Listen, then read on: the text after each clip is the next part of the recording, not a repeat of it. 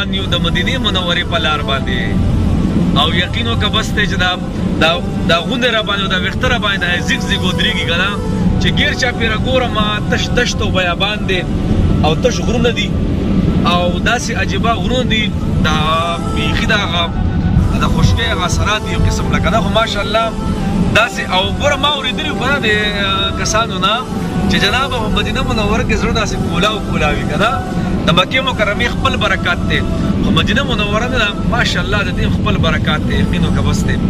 خو چې نبی علیه السلام به په دې لارو هجرت کړی دا څومره لار د موږ څه ټایم ناست یو تقریبا 3.5 استاد جی 450 کلومیٹر ہوگی 450 کلومیٹر مکہ سے مدینہ منورہ دا سفر دے کنا تب نبی اسلام څنګه کړی یار بل خبره پکې دا ګوره د نبی اسلام سفر چې کوم کنا شاته پسې الله دشمنان لګېدل دشمنان شاته پسې زورو دشمنانو ابو جهل پسې د سلو خانو انعام لګلو عمر رضی الله تعالی عنہ پسې هم روانو او مالک ابن سراقه غالبا رضی الله تعالی عنہ دا بیا څه شو رضی الله تعالی عنہ شو دې پسې روان دی او دا نبی علیہ الصلوۃ والسلام چې په کومه لار روان دی ابو بکر رضی الله عنه ورسره هم دی غلام دی او دوه اوخي ورسره دي ګدا الله قسم دې کنا چې کله هم راځي دې نو ځان سره لږ معلومات راوړې د هر یو سیز نه به خوند دالې خوند یقینو کې خوند بدل درکې چې لږ معلومات تسری نبی اسلام روان دی او سراقه بس ورپسې دی دا خو د خپل علاقې بدماشو نو چې کله ابوبکر رضی الله تعالی عنہ اوس پته نه لګي چې په کوم ځای کې وایي یاره نو که بس دی روډ روان دی خو دا به کوم علاقې قسم دی چې ښکلي قدمونو په خوله باندې ښکل کړو هغه علاقه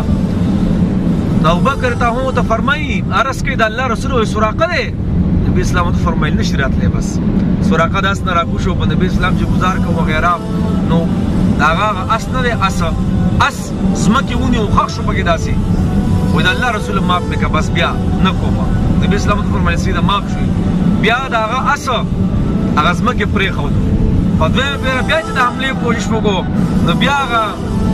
زمکې هغه اس ونیو په درېیمه پیره بیا بس وایه د الله رسوله بس کلمه راته وایه بس کلمه راته وایه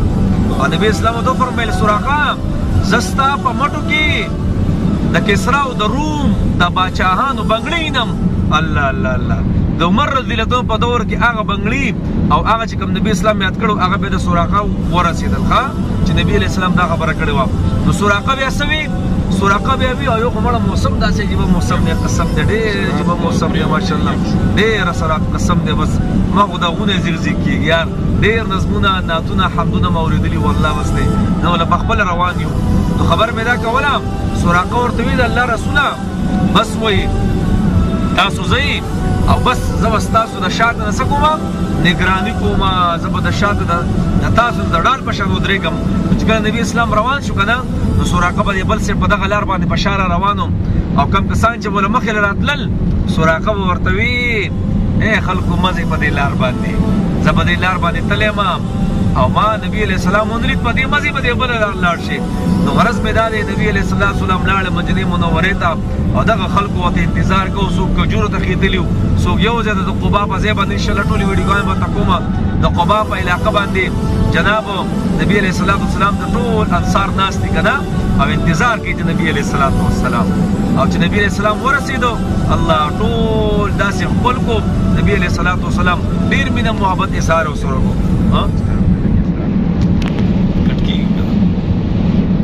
وای سوي زما کټ مې ځا ورگا استاذ میں آپ کا صفت بھی اس میں کر رہا ہوں ٹھیک ہے کہ استاذ عاشق رسول ہے گجرانوالے کا ہے اور ہم نے نعت چالو کیا حمد استاذ کی آنکھوں میں آنسو آ گئی انو غرض میں دار جناب ہو چې ډېر عجیبه مشقت په نبی علیہ الصلوۃ والسلام تل یقین وکوسته او دا زمو سره استاد دی ماشاءالله استاد کیمرے میں تھوڑا سا دیکھنا ماشاءالله دا استاد چې کوم دی دا د گجرانوالے دی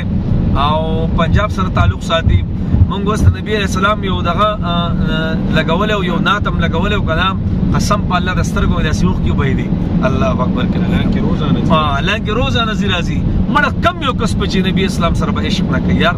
هغه مؤمن نه دی چې د هغه په زړه کې د نبي علیه السلام مینه محبت نه الله نو روان یو د مدینې د جانان وطن ته روان یو یقین وکړه په هغه لارو کوڅو کې ګرځو ان شاء الله قریب به چې مونږ ورسو که خیري. او ډېر عجیبه منظر دی، ډېر عجیبه ځمکه ده، ډېره قیمتي ځمکه ده چې جبریل راغلی په شان د څوکیدار د نبي علیه السلام څخه به ګرځېدو. الله فرشتې راغلي په دې علاقو کې ګرځېدلي دي، د جنګ دپاره راغلي دي په دې علاقو کې ګرځېدلي. جبریل د خپل اثر راغلی دی، مړه د الله د سیړه وحي راغلی ده.